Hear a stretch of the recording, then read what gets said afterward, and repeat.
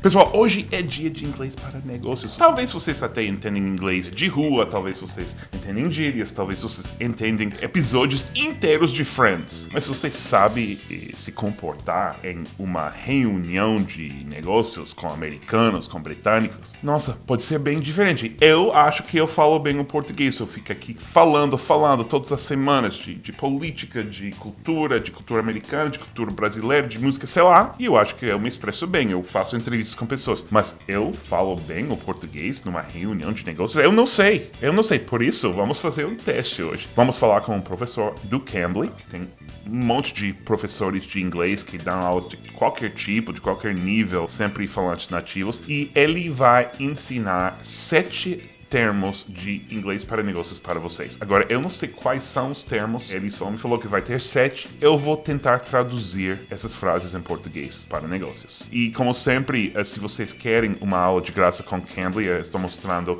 o código aqui, pode usar no aplicativo ou no site do Cambly, pode ganhar sua aula de graça com o Braulio, com quem a gente vai conversar, ou com qualquer outro professor. Muito obrigado, Cambly, por patrocinar Amigo Gringo Responde. E agora vamos ver se o Amigo Gringo conseguir responder mesmo. Vamos falar com o Braulio. Hi, Seth. Hi. Hi. How are you? Good. Thanks so much for joining me today. Is this your first time ever appearing on a YouTube video for Cambly?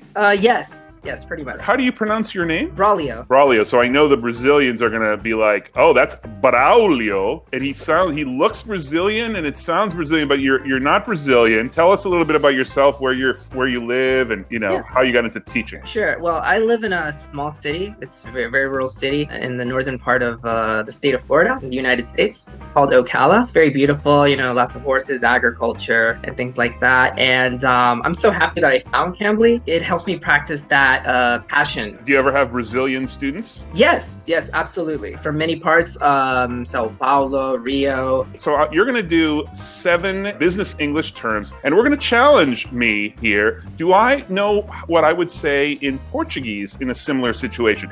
Now, I'm sure I can come up with something that means the same thing, but the question is, am I right in a business context? So these are things you would say in a more formal business meeting. And I'm going to ask my editor, Igor, tell me how well I did. Am I totally right? Am I totally wrong? Or am I kind of halfway? E vocês também podem comentar como se eu arrasei ou se eu fui arrasado. I'm ready. All right. So the first one I would definitely say is this term that we say, show of hands.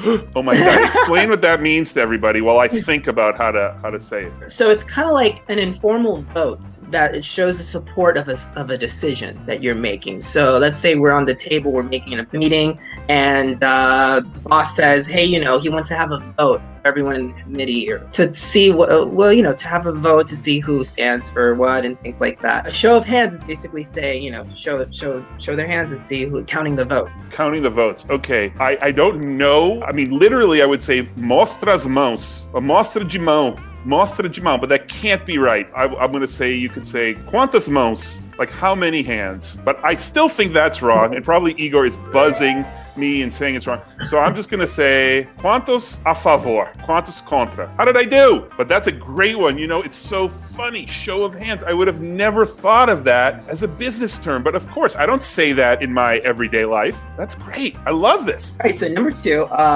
this is something that's, again, another everyday term. It's to keep you posted.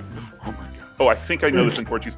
But no, I don't. Okay, explain what that means. I'll keep you posted. Sure. So it's like when someone says something to someone that they're going to update you about something. And of course, posted, it comes from like the mail, right? Like posted is what you do. Like, I don't even know how to say that in Portuguese, but when you send mail, the post is another way of saying the mail. Okay, how would I say that in Portuguese? Well, certainly the word for up to date would be atualizado. I'm going to be wrong. I'm going to say vou te manter atualizado.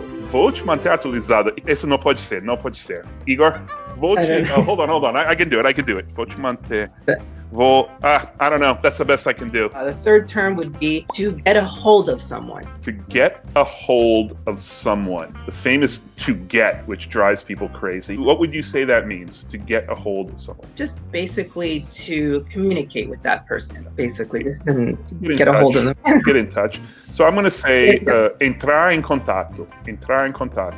But there could be a more slangy way of saying it. I don't know. Entrar em contato. Can you get a hold of him? Pode entrar em contato com ele? Again, I don't know. How did I do? So our fourth term would be something that I think as Americans we try to use probably every day as long as you're using a phone, is on hold. Oh my God. On hold is like when someone says, I'm going to put you on hold, and then you're just waiting while someone is getting on the line. Waiting. Yep. It's just waiting. Oh my God, I have no idea how to say on hold. I wonder if they use the English term. They would be like, estou em hold. Estou na outra linha. Ele está na outra linha. I give up. I don't have any idea how to say it. On hold. Can I put you on hold for a moment? That's what sometimes people say, right? Especially customer service. Can I put you on hold for a moment? I have no idea. Okay, keep going. All right, so that's the fourth. The fifth one that I have here, maybe this could be much more simpler. To clarify. This one I know. So explain what that means, to clarify. It's just to make clear. Just to make clear of a situation. Right. Yeah, to explain something in simpler terms, right? Let me clarify that. I think it's just a literal translation in Portuguese. Esclarecer. Vou esclarecer. Pode esclarecer. I'm going to hope that that's right. And this one is also something that's definitely used in the office all the time. I would say touch base. To touch base, meaning like to talk about something, really. Like, let's touch base about the event. I mean, how would you say it in English? I mean, how would you explain it? In English, it's like, I guess you could say, it's another way of saying up to date with someone. Let's to get united and let's see what we want to do. Yeah. Again. Let's touch base in a week.